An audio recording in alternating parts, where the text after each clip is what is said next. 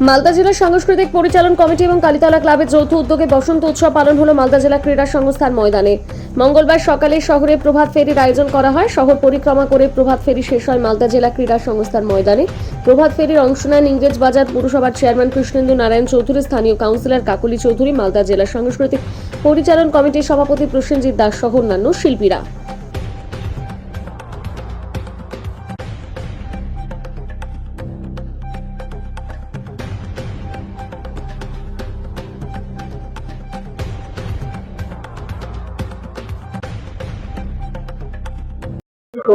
আসলে বসন্ত উৎসব বা হোলি দোল একটা উৎসব।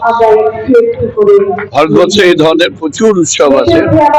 প্রত্যেকটা উৎসবে প্রত্যেকের ধর্মের বর্ণের মানুষরা মেতে ওঠে।